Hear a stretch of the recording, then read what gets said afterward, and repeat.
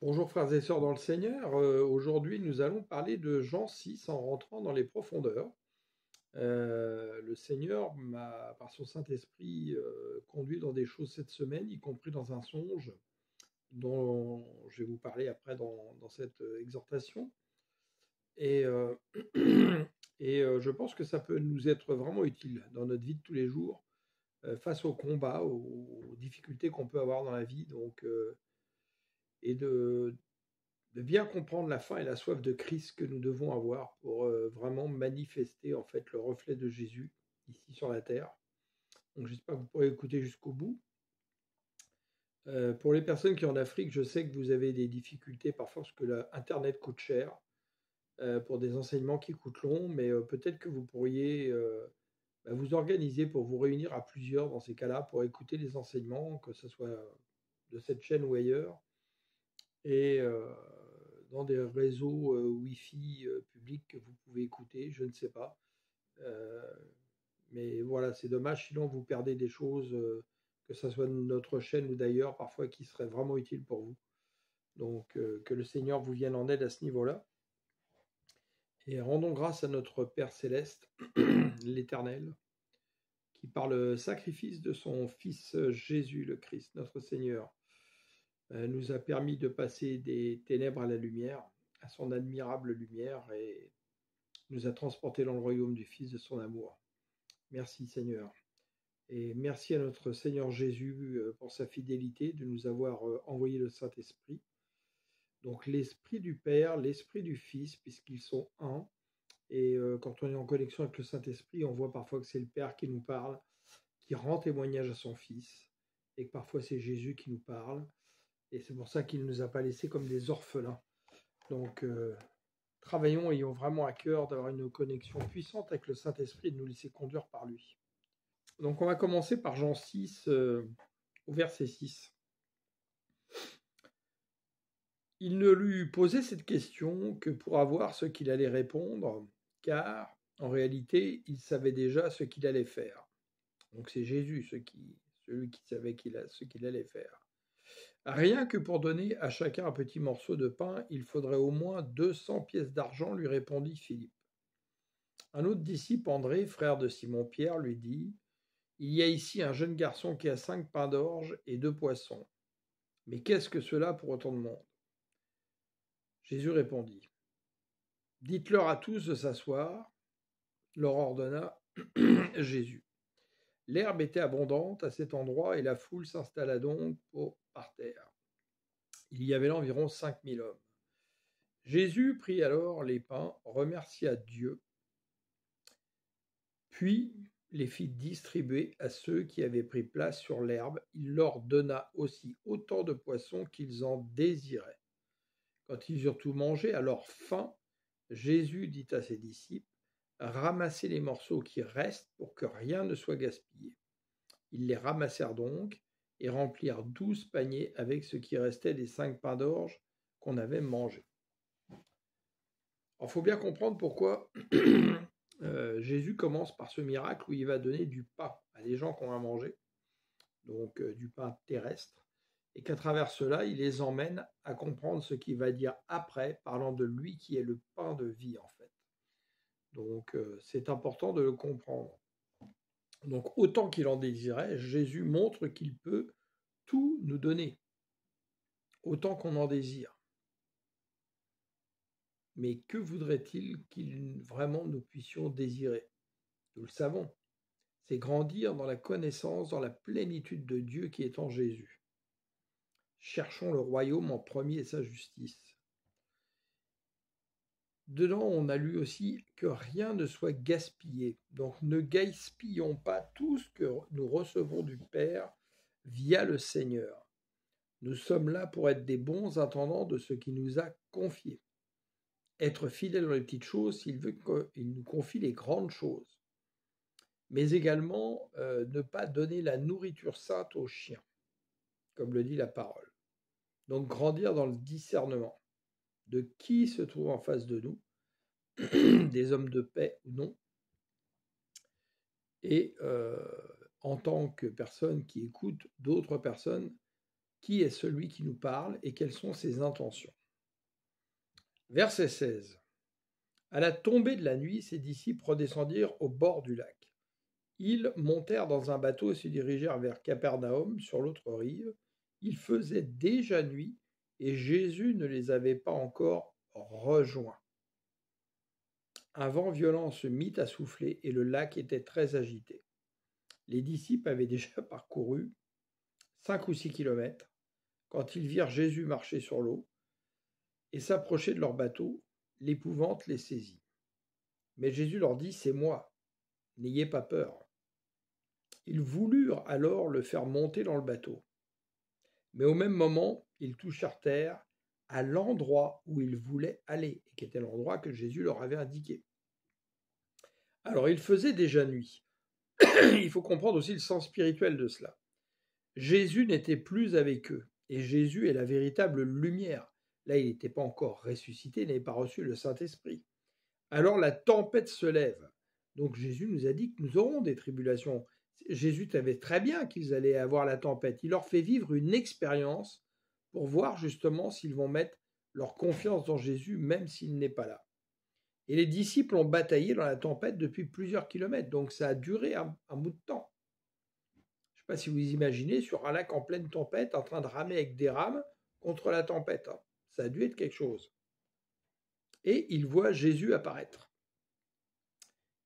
Ils voulurent le faire monter dans la barque. Donc c'est une bonne intention du cœur, l'invitant avec eux dans la tempête qu'ils traversent. Donc la bonne intention qu'ils ont eue en fait, et ce bon réflexe d'inviter Jésus dans la barque, c'est-à-dire là au milieu de la tempête où ils étaient, eh bien va provoquer quelque chose, c'est qu'au même moment, ils touchaient terre là où ils voulaient aller. Donc qu'est-ce qu'on peut comprendre là-dedans? Que Jésus leur a dit d'aller à un endroit. Mais quand ils invitent Jésus avec eux, la tempête se calme et ils arrivent directement là où Jésus voulait qu'ils arrivent. Qu'est-ce qu'on peut retenir de notre vie personnelle?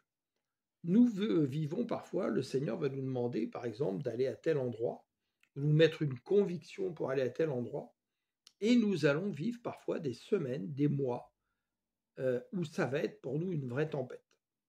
On se dit, mais c'est pas possible, est-ce que je fais vraiment la volonté de Dieu? Et en fait, c'est là qu'il faut, au lieu de demander à Jésus de nous sortir de la tempête, c'est de l'inviter avec nous dans la tempête, donc dans notre barque, afin que justement, ça soit lui qui mette fin à cette tempête et qu'il fasse amener notre barque à bon port. Donc quand nous lisons cela, nous pouvons prononcer ça de notre bouche en disant « Oui Seigneur, tu m'as demandé d'aller là, tu m'as demandé de faire ci, tu vois Seigneur et tu le sais, je suis dans des difficultés de tel ordre, etc. Je t'invite Seigneur à venir avec moi dans ma barque pour combattre contre toutes ces difficultés et m'amener à bon port, car je sais que c'est toi qui vas combattre, tu es fidèle et tu ne m'abandonneras pas dans la tempête. » Au verset 22, on poursuit Jean 6. Le lendemain, ceux qui étaient restés sur l'autre rive se rendirent compte qu'il n'y avait eu là qu'un seul bateau et que Jésus n'avait pas accompagné ses disciples. Ceux-ci étaient repartis seuls. Entre-temps, d'autres bateaux étaient arrivés à Tibériade, près de l'endroit où toute cette foule avait été nourrie après que le Seigneur eut remercié Dieu. Quand les gens virent que Jésus n'était pas là, et ses disciples non plus, ils montèrent dans ces bateaux pour aller à Capernaum, à la recherche de Jésus. Ils le trouvèrent de l'autre côté du lac et lui demandèrent « Maître, quand es-tu venu ici ?» Jésus leur répondit « Vraiment, je vous l'assure, donc en vérité, si vous me cherchez, ce n'est pas parce que vous avez compris le sens de mes signes miraculeux. Non. Parce que quand le Seigneur faisait des miracles, c'était toujours pour nous faire comprendre quelque chose. C'était le même principe que les paraboles. Et il poursuit, c'est parce que vous avez mangé du pain et que vous avez été rassasiés. Donc là, il leur parle, vous avez mangé du pain dans votre chair. Mais vous ne cherchez pas à être rassasié par l'esprit, vous cherchez juste à être rassasié par la chair, dans la chair, par les choses du monde. C'est ce qui se passe encore aujourd'hui dans beaucoup de nos églises. C'est bien pour ça que nous sommes si faibles, d'une manière générale. Verset 27. Travaillez non pour la nourriture périssable, mais pour celle qui dure pour la vie éternelle. Cette nourriture, c'est le Fils de l'homme qui vous la donnera, car Dieu le Père lui en a accordé le pouvoir en la marquant de son sceau. Alors là, je voudrais vous lire quelque chose par rapport à ça, que j'ai pu lire cette semaine pour ceux qui l'ont écouté, dans les paroles prophétiques que le Seigneur m'a données depuis 2022 jusqu'à encore récemment. Et le 23 août 2023, je faisais un songe où je voyais en fait des chrétiens, et je dis bien des chrétiens, parce que par rapport à ce que je voyais, qui en fait ne faisaient pas les œuvres de Dieu. En fait, se comportaient comme des hypocrites, des gens qui adorent de la bouche mais pas du cœur, et ne produisaient rien de bon.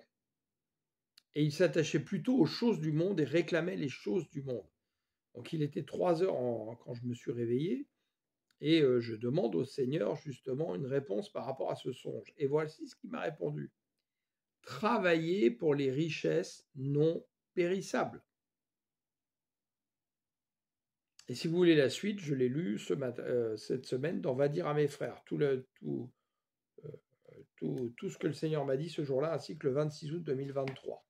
Donc allez le lire, c'est dans la playlist Va dire à mes frères. Donc là, les gens lui répondent quoi? Verset 28. Et que devons-nous faire pour accomplir les œuvres que Dieu attend de nous, lui demandèrent-ils encore. L'œuvre de Dieu, leur répondit Jésus, c'est que vous croyez en celui qui l'a envoyé. Mais croire de son cœur, une vraie pleine conviction, gravée dans le cœur.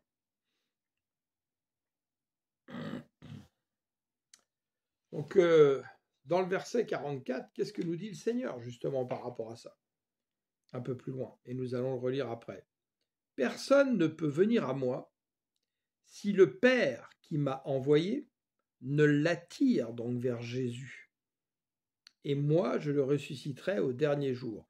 Comment le Père peut nous attirer vers Jésus, si ce n'est par le Saint-Esprit? Dans les écrits des prophètes, et s'il nous a connus d'avance, comme le dit la parole. Dans les récits des prophètes, vous pouvez lire cette parole, Dieu les instruira tous. Tout homme qui écoute la voix du Père et qui se laisse instruire par lui vient à moi. Encore une fois, comment peut-il nous instruire tous si ce n'est par le Saint-Esprit qui rend témoignage de Christ? Personne n'a jamais vu le Père, sauf celui qui est venu d'auprès de Dieu. Lui, il a vu le Père. Vraiment, je vous l'assure, celui qui croit à la vie éternelle, car je suis le pain qui donne la vie. C'est pour ça qu'au début, il leur a donné du pain terrestre. Mais comment a-t-il eu ce pain? Il l'a multiplié en remerciant le Père et en manifestant ce pain pour les préparer justement à recevoir spirituellement ce qu'il allait dire après en disant qu'il est le pain de vie. 1 Timothée 2, en effet, il y a un seul Dieu et de même aussi un seul médiateur entre Dieu et les hommes, un homme, Jésus, le Christ. Il a offert sa vie en rançon pour tous, tel le témoignage qui a été rendu au moment voulu par Dieu. C'est pour publier ce témoignage que j'ai été institué prédicateur. Et c'est également pour publier ce témoignage que vous avez été fait enfant de Dieu. Et dans les enfants de Dieu, certains sont institués par Dieu et non pas par des écoles bibliques ou des ministères ou des séminaires comme pasteurs, prophètes, évangéliques, docteurs, apôtres, ce qu'on veut. Et le Seigneur, normalement, quand vous grandissez dans le Seigneur, donc dans la stature de Christ, comme vous devez devenir à l'image de Christ, Christ exerçait tous ses ministères. mais il ne s'est jamais présenté comme un pasteur, un prophète ou un évangélique ou ce que vous voulez. Ça, c'est les titres. Il n'y a pas de titre dans le royaume. C'est des fonctions. Vous êtes tous frères. Après, à ceux qui écoutent, de reconnaître quelle est la fonction que le Seigneur a donnée à travers l'homme qui parle. Et elles peuvent être multiples suivant ce que Dieu a besoin de faire avec lui. Et ça vous concerne. On lit la suite au verset 32.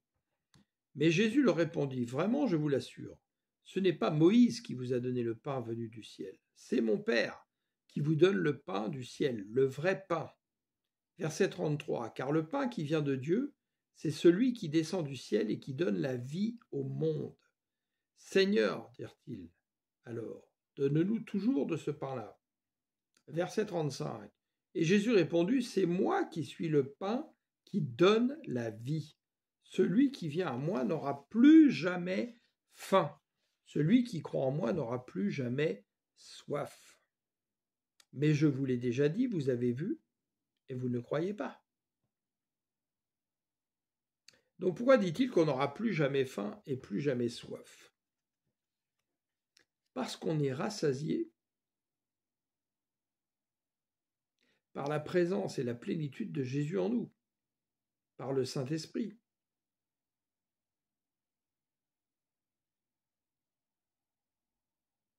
La seule faim et la seule soif que nous aurons, et qui est une faim et une soif légitime, c'est de chercher la nourriture qui n'est pas périssable, donc de grandir dans la connaissance de Jésus pour enfanter totalement le Christ à l'intérieur de nous et grandir dans sa connaissance, dans sa sagesse, dans son intelligence, dans sa plénitude.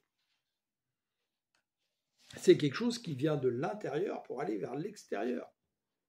Nous sommes dans les douleurs de l'enfantement. Donc Jésus, en tant qu'agneau divin qui ôte le péché du monde, nous a fait passer par son sacrifice, le sacrifice de son corps, par le sang qu'il a fait couler à la croix, à la vie éternelle, par l'Esprit de Dieu qui peut vivre en nous et veut nous amener à connaître et vivre la plénitude de Dieu, par lui, en lui, pour lui. Et ça, on y arrive quand on a cru, qu'on décide d'aller au baptême de la repentance, mourir avec Christ, renaître avec Christ, et le Saint-Esprit va venir. Et après, comment ça se passe? Nous devons alimenter par notre faim et notre soif et notre soumission à Dieu, notre soumission à Jésus et au Saint-Esprit, le fait d'établir une communion avec lui qui va faire que le Seigneur va nous remplir chaque jour. Il va faire déborder notre coupe. C'est pour ça qu'il dit celui qui persévérera jusqu'au bout. Il ne faut pas croire qu'on n'a non plus rien à faire comme certains voudraient le dire. Ça y est, tout est fait, allez hop, c'est bon. Non, il y a quand même des choses à faire. Et ces choses à faire, ce n'est pas n'importe quoi. C'est de chercher à grandir sans arrêt en Christ et d'établir sans arrêt cette communion permanente avec le Seigneur.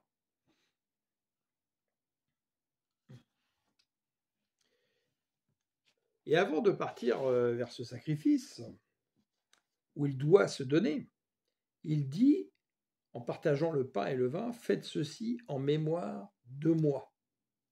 Et ça, c'est quelque chose aujourd'hui, je peux vous dire, que nous négligeons énormément. En Église catholique, on le fait de façon religieuse, mais sans comprendre vraiment ce qu'on fait. Et dans les églises évangéliques, on prend ça de façon très légère, parce qu'ils ne veulent pas copier sur les catholiques en ne le faisant pas à chaque fois. Et quand on le fait, il n'y a aucune révérence, il n'y a aucune explication, alors qu'on devrait à chaque fois quand même de reparler de Jean 6, d'Hébreux 9, d'Hébreux 10, pour comprendre ce que nous faisons, à quoi nous participons, c'est important. Et je peux vous dire que plus vous mangez le corps de Christ, vous buvez son sang, plus Christ vit en vous, plus son Saint-Esprit vit en vous. Vous pouvez faire ça chaque jour chez vous. le matin ou le soir, comme vous voulez. Vous pouvez le faire chez vous, du moment que vous avez compris ce que vous faites. Et ça, vous avez Jean 6, Hébreux 9, Hébreux 10 pour vous l'expliquer, et on va poursuivre là-dedans. Mais c'est très important. C'est très important. Et la fraction du pain, partager la coupe, c'est pas ce qu'on fait en église aujourd'hui. Dans les églises évangéliques aujourd'hui, on vous a préparé des trucs industriels avec un petit truc en plastique où vous ouvrez avec du jus de raisin qui est infâme et avec une espèce d'hostie. C'est pas du pain, ça. Et vous partagez pas. Il faut partager quelque chose de commun entre nous. On devra encore rompre le pain. Et à la limite, celui qui tient le ministère dans l'église devrait rompre le pain et à la limite vous en donner. Et qu'on mette ça, par exemple, dans une grosse coupe, plusieurs coupes, et qu'on puisse partager la coupe. Mais aujourd'hui, on a tellement peur, l'hygiène, tatati, tatata. Mais en qui on met notre confiance? Le Covid vous a tué? Pourtant, la plupart des enfants de Dieu, il y en a plein, ils ne sont pas vaccinés. Le Covid ne les a même pas atteints.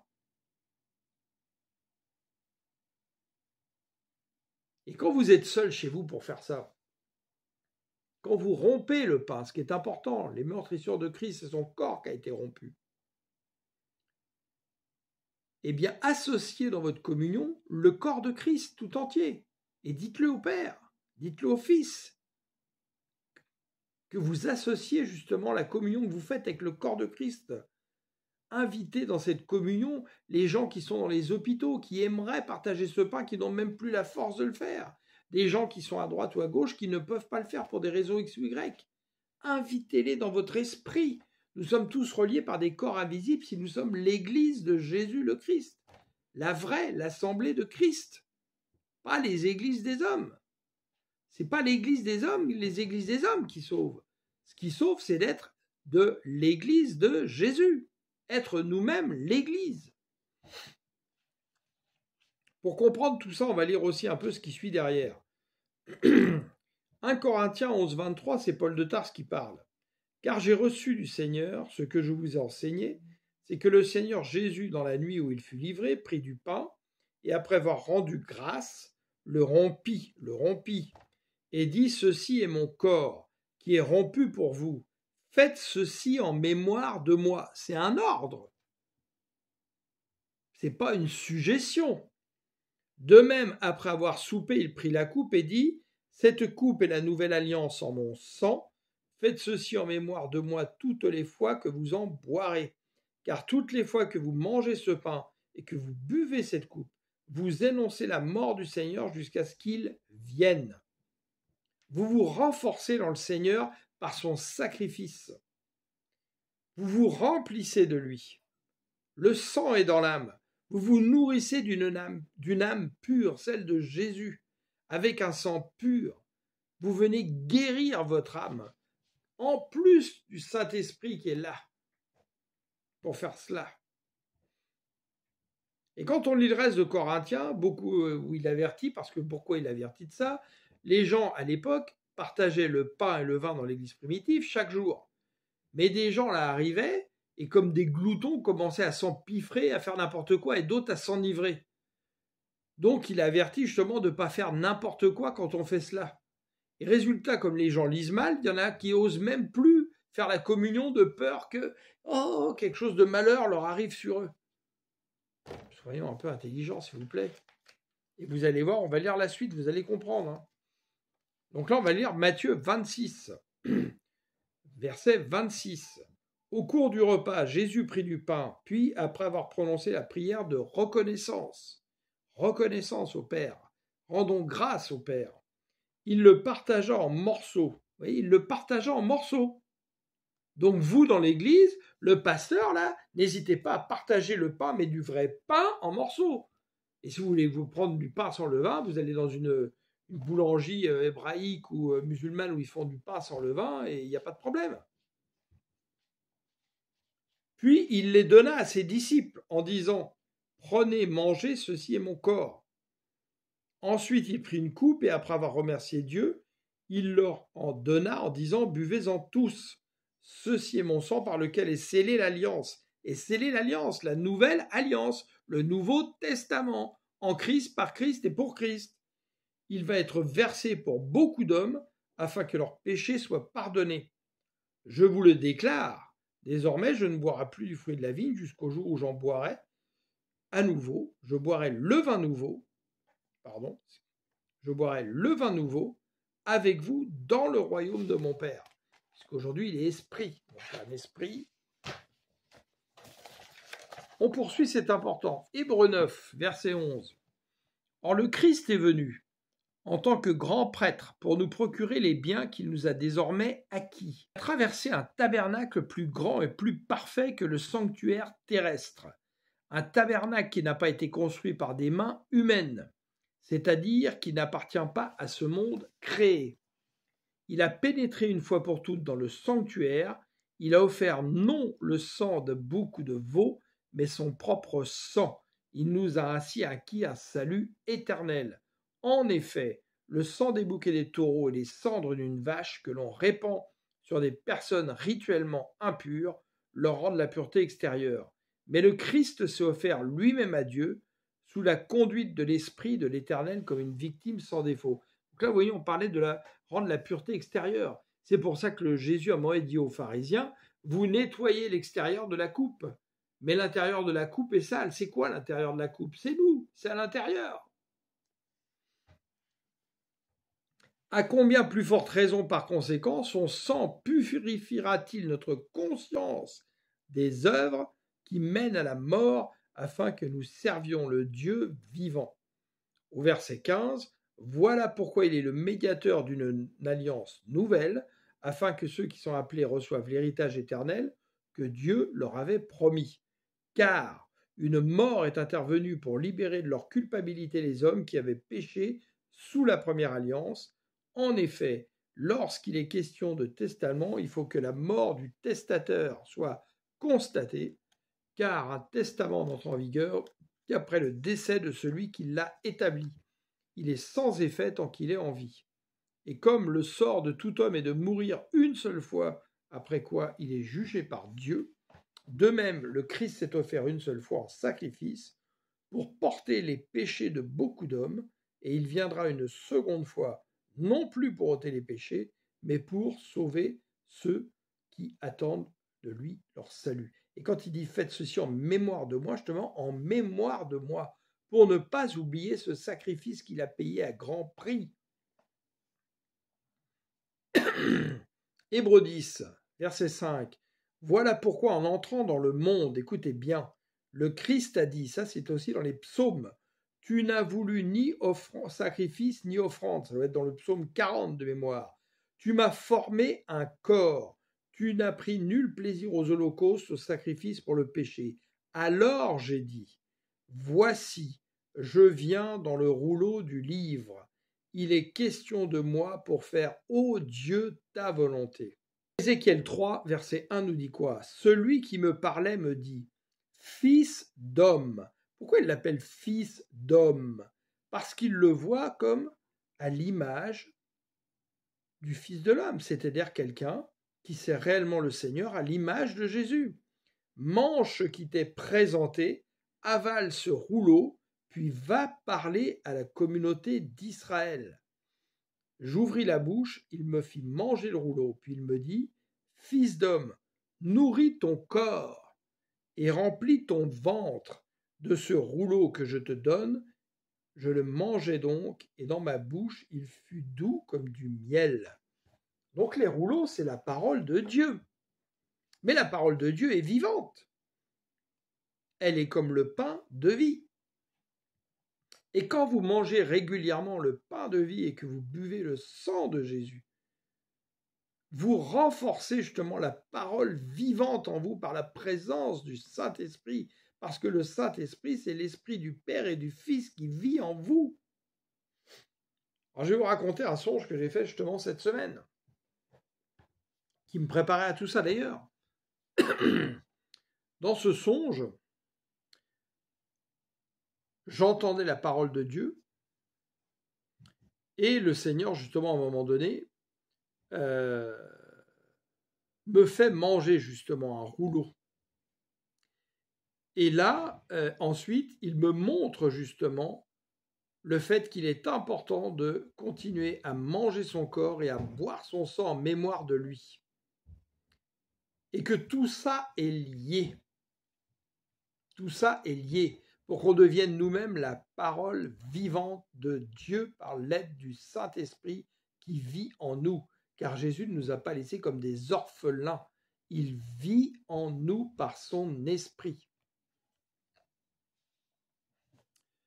Au verset 8, il commence ainsi par dire « Tu n'as voulu ni sacrifice, ni offrande, ni holocauste, ni sacrifice pour le péché, tu n'y as pris nul plaisir. Pourtant, ces sacrifices sont offerts conformément à la loi. » Ensuite, il déclare « Voici, je suis venu pour faire ta volonté. » Ainsi, il abolit le premier état des choses pour établir le second. Et c'est en raison de cette volonté de Dieu que nous sommes purifiés du péché grâce au sacrifice que Jésus le Christ a offert de son propre corps une fois pour toutes. Par une offrande unique en effet, il a rendu parfait pour toujours ceux qu'il purifie du péché. C'est là que le Saint-Esprit nous confirme de son côté, car il dit d'abord « Mais voici quelle alliance je vais établir avec eux après ces jours-là, dit le Seigneur.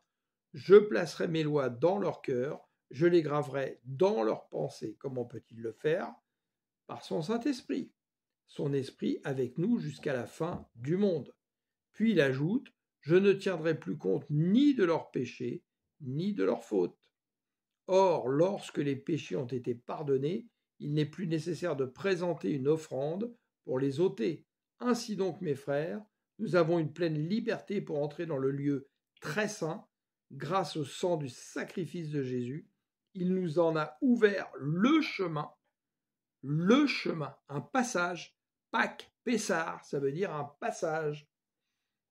Un chemin nouveau et vivant à travers le rideau du sanctuaire, c'est-à-dire à travers son propre corps. Ainsi, nous avons un grand prêtre éminent placé à la tête de la maison de Dieu. Approchons-nous donc de Dieu avec un cœur droit, avec la pleine assurance que donne la foi, le cœur purifié de toute mauvaise conscience et le corps lavé d'une eau pure. Restons fermement attachés à l'espérance que nous reconnaissons comme vraie, car celui qui nous a fait les promesses est digne de confiance, et veillons les uns sur les autres pour nous encourager mutuellement à l'amour et à la pratique du bien. Alors, je vais vous montrer une image que j'ai recréée avec un logiciel, et cette image est une vision que le Seigneur m'a donnée en 2021. Nous l'avons fait plusieurs fois avec l'apôtre et serviteur Paul-David Diady, et des frères et sœurs, où là, pendant 50 jours, tous les matins, nous avons partagé la scène ensemble et lu les mystères justement du pain, du sang, les mystères qui sont les psaumes, qui sont toutes des prophéties messianiques, en allant voir aussi dans le Nouveau Testament, l'Ancien Testament, les prophéties de Christ, les prophéties réalisées. Et ça devait être le 40e jour de mémoire, alors que j'avais la coupe levée dans les mains et que je rendais grâce au Père pour cette coupe de bénédiction. Le Seigneur m'a montré en flash ceci. Regardez bien. Donc le Christ était comme une image vous savez, un négatif photo. Et par contre, on voyait qu'il écartait des flots de sang. Et derrière, là je ne peux pas le rendre comme ça, c'était tout lumineux, plein de gloire. Et en fait, l'Esprit m'a fait comprendre immédiatement ce que cela signifiait. Par son sacrifice à la croix, Jésus, c'est pour ça que c'est la Pâque, a ouvert le passage par le sacrifice de son sang et par son corps pour nous donner de nouveau accès à l'arbre de vie, car Jésus est l'arbre de vie. Il nous fait passer des ténèbres, vous voyez, c'était noir vers le bas, à son admirable lumière. Donc vous voyez que c'est très important. Et si Jésus m'a montré ça le 40e jour, alors que tous les matins, nous prenions la scène, Ce n'est pas un hasard. Et nous sentions comment nous nous renforcions, comment le Saint-Esprit agissait de plus en plus en nous, comment en lisant la Bible, nous devenions la parole vivante, en lisant les psaumes où nous rajoutions des choses, confessant que Christ a accompli ce qui était marqué dans les psaumes prophétiques. Donc ça nous ramène à quoi? Ça nous ramène une chose importante aussi, ce que je viens de l'image que je viens de vous montrer et ce que je viens de vous dire, à savoir que Christ est l'arbre de vie et qu'il a réouvert par son sacrifice le passage qui nous emmène, qui nous permet d'aller à l'arbre de vie. Genèse 3, 22. L'Éternel Dieu dit, voici l'homme est devenu comme l'un de nous, pour la connaissance du bien et du mal. Empêchons-le maintenant d'avancer sa main, de prendre de l'arbre de vie, d'en manger et de vivre éternellement. Et l'Éternel Dieu le chassa du jardin d'Éden pour qu'il cultivât la terre d'où il avait été pris. C'est ainsi qu'il chassa Adam, et il mit à l'orient du jardin d'Éden les chérubins qui agitent une épée flamboyante pour garder le chemin de l'arbre de vie, donc ne pas le rendre accessible pour qu'on n'aille pas souiller l'arbre de vie, nous qui étions souillés par le péché. Donc en Christ, par la résurrection, tout ceci est terminé. Et nous le lisons dans Jean 20 également, au verset 11. Pendant ce temps, Marie de Magdala se tenait dehors près du tombeau et pleurait. Tout en pleurant, elle se pencha vers le tombeau. Elle vit 2 anges, donc des chérubins, vêtus de blanc, assis à l'endroit où le corps de Jésus avait été déposé, donc l'arbre de vie, l'un à la tête et l'autre aux pieds. Ça correspond à ce qui était marqué dans la Genèse. Ils lui dirent, pourquoi pleures-tu? On a enlevé mon Seigneur, leur répondit-il. Je ne sais pas où on l'a mis. Tout en disant ça, elle se retourna et vit Jésus qui se tenait là, mais elle ne savait pas que c'était lui. Pourquoi pleures-tu? Lui demanda Jésus. Qui cherches-tu? Pensant que c'était le gardien du jardin, elle lui dit, si c'est toi qui l'as emporté, dis-moi où tu l'as mis pour que j'aille le reprendre. Jésus lui dit, Marie.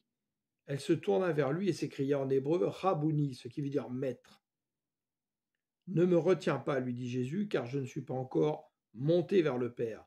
Va plutôt trouver mes frères et dis-leur de ma part, je monte vers mon Père, qui est votre Père, vers mon Dieu, qui est votre Dieu. Alléluia. Donc là, il lui montre bien justement que où était le corps de Jésus, ce corps est devenu vivant de nouveau, et que c'était bien les chérubins qui gardaient l'accès à cela, et que là, ils n'interdisent plus l'accès. Et pourquoi? Parce que Jean 14, 6, Jésus lui dit, « Je suis le chemin, le passage, la vérité et la vie. Nul ne vient au Père que par moi. Si vous me connaissiez, vous connaîtriez aussi mon Père, et dès maintenant vous le connaissez et vous l'avez vu. » Et on voit que là, il parle à ses apôtres parce que Jésus ne leur a pas suffi, parce qu'ils n'ont pas encore compris réellement qui était Jésus. Ils ne le comprendront qu'après, justement, qu'ils aient reçu le Saint-Esprit, qui va leur ouvrir grand les yeux. Donc Jésus est l'arbre de vie. La Pâque est ce passage qui a été réouvert en lui, par lui, pour lui et vers lui, en tant qu'arbre de vie. Au verset 37, « Tous ceux que le Père me donne viendront à moi. » Ça c'est Jean 6. « Et je ne repousserai pas celui qui vient à moi. Car je suis descendu du ciel, ce n'est pas pour faire ce qui me plaît, mais pour accomplir la volonté de celui qui m'a envoyé. Or, celui qui m'a envoyé veut que je ne perde aucun de ceux qu'il m'a donnés, mais que je les ressuscite au dernier jour. Oui, telle est la volonté de mon Père, pour tous ceux qui tournent leur regard vers le Fils et qui croient en lui, possèdent la vie éternelle, et moi, je les ressusciterai au dernier jour. » Verset 41. Alors les gens se mirent à murmurer contre lui, parce qu'il avait dit, « C'est moi qui suis le pain descendu du ciel. » Il disait, « Voyons, n'est-ce pas Jésus, le fils de Joseph? Comme les apôtres ont dit. Montre-nous le Père, cela nous suffit. » Ils n'ont pas compris qu'ils ont vu Jésus qui est la plénitude de Dieu. parce qu'ils se sont attachés aux choses vues avec les yeux, aux choses de la chair, pas conduits par l'esprit. Arrêtons de regarder les choses avec les yeux, avec la vue, regardons-les par la foi et avec le Saint-Esprit qui nous ouvre les yeux spirituels, qui ouvre nos oreilles spirituelles, qui ouvre notre cœur. Nous connaissons bien son père et sa mère. Comment peut-il prétendre qu'il est descendu du ciel? Jésus leur dit, cessez donc de murmurer ainsi entre vous. Et on sait comment Dieu déteste les murmures. Personne ne peut venir à moi si le Père qui m'a envoyé, écoutez bien, ne l'attire. Et moi, je le ressusciterai au dernier jour. Le Père ne peut nous attirer que s'il nous a connus d'avance et que c'est par son Saint-Esprit qui nous attire vers Jésus. Verset 45.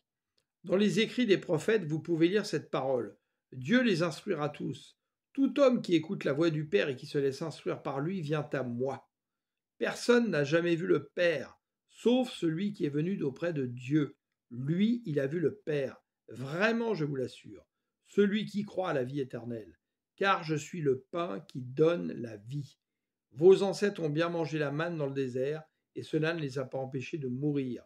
Mais c'est ici le pain qui descend du ciel. Celui qui en mange ne mourra pas. C'est moi qui suis le pain vivant descendu du ciel. Si quelqu'un mange de ce pain-là, il vivra éternellement. Le pain aussi que je donnerai pour que le monde vive, c'est mon propre corps. Donc en fait, quand nous reconnaissons que Jésus est Seigneur, qu'il est mort à la croix pour nos péchés, qu'il est ressuscité assis à la droite, nous avons mangé son corps et bu son sang, parce que c'est l'œuvre de la croix et de la résurrection. Mais nous devons le faire en mémoire de lui, c'est un ordre qu'il nous a donné. Et puissions-nous comprendre aujourd'hui dans les églises des hommes, vraiment nous sommes faibles là-dedans, qu'il est important de manger le corps, boire le sang, si possible chaque jour et le plus souvent possible. Pas une fois par mois comme on le fait chez les évangélistes et quand on a le temps de le faire. Non, faisons-le tout le temps, le plus souvent possible. Mais non pas avec des rituels religieux, en comprenant ce qu'on fait, en expliquant tout ce qui est lié justement, qui est écrit dans Jean 6, dans Hébreux 9, dans Hébreux 10, dans le psaume 40.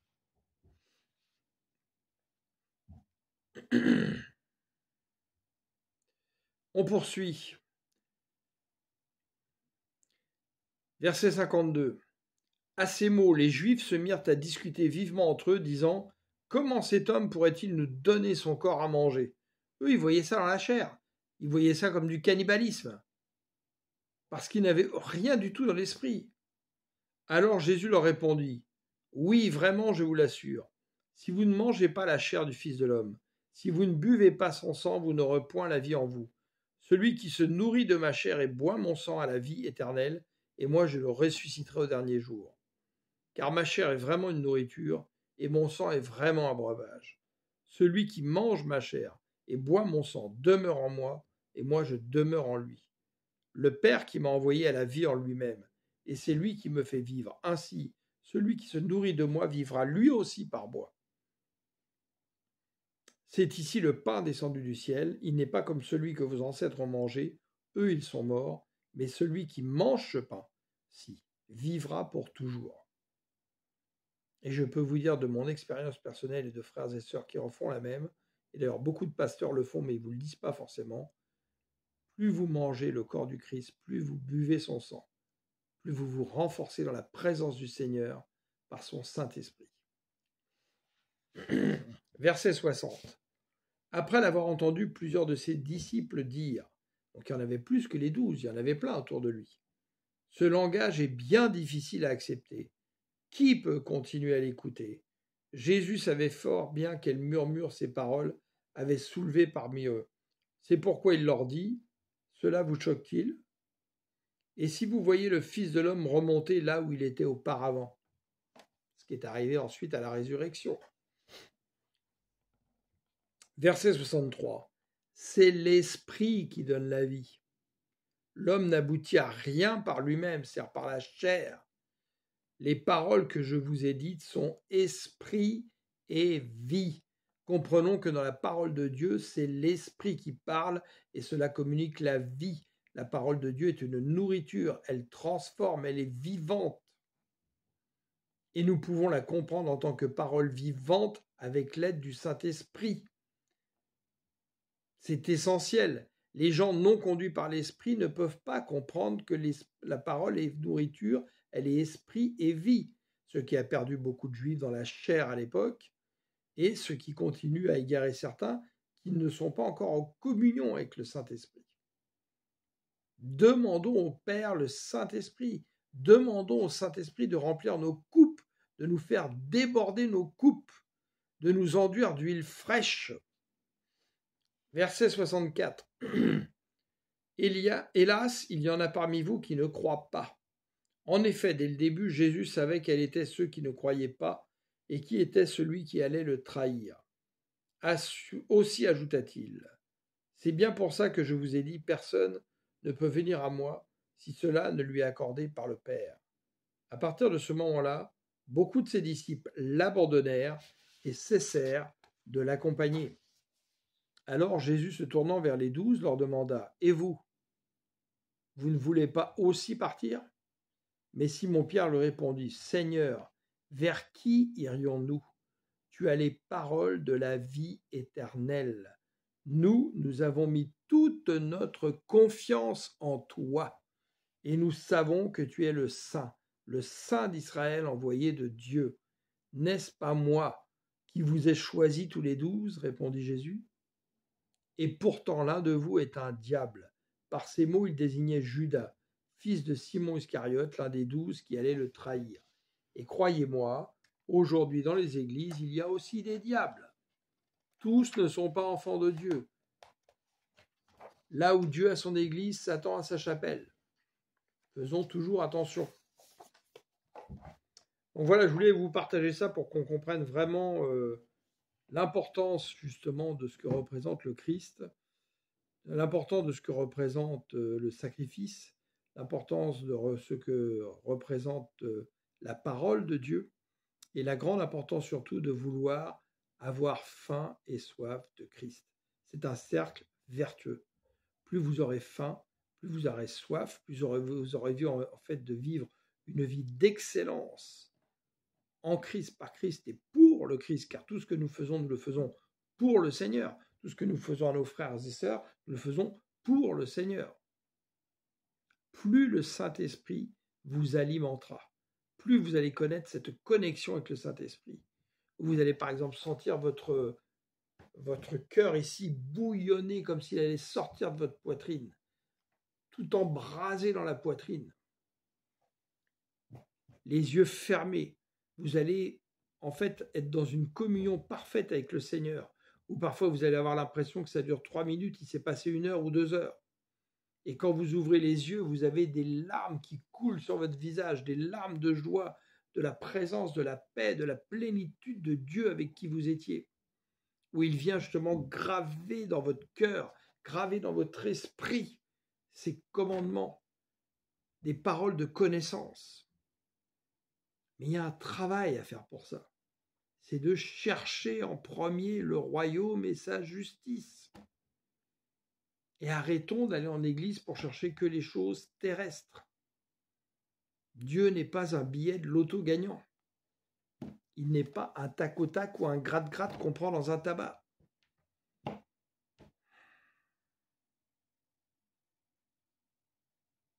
Amen, amen, alléluia. J'espère que cela vous aura été utile et que nous pensions, parce que nous avons mis toute notre confiance en Jésus, qu'il est fidèle, qu'il ne nous abandonnera pas, à l'inviter dans nos combats et le remercier par des moments difficiles qu'il nous fait traverser volontairement des tempêtes pour justement nous édifier, nous fortifier. Ça, c'est signe qu'il a des choses encore meilleures pour nous en réserve. Il nous prépare comme des combattants célestes, costauds, solides, parce qu'il veut nous emmener toujours plus haut. C'est un bon signe. Donc, sachons louer Dieu en toutes circonstances. Amen. Gloire à notre Père, gloire à notre Seigneur Jésus. Et merci, Seigneur, pour ton Saint-Esprit, le plus beau cadeau qu'un homme ou une femme puisse recevoir. Viens faire déborder nos coupes, Seigneur. Remplis-nous chaque jour davantage. Enduis-nous d'huile fraîche, Seigneur. Oh oui, Seigneur. Comme les vierges avaient leur lampe remplie d'huile et des réserves en plus. C'est en établissant notre connexion avec le Saint-Esprit que nous avons des réserves inépuisables d'huile. Alléluia, gloire à Dieu.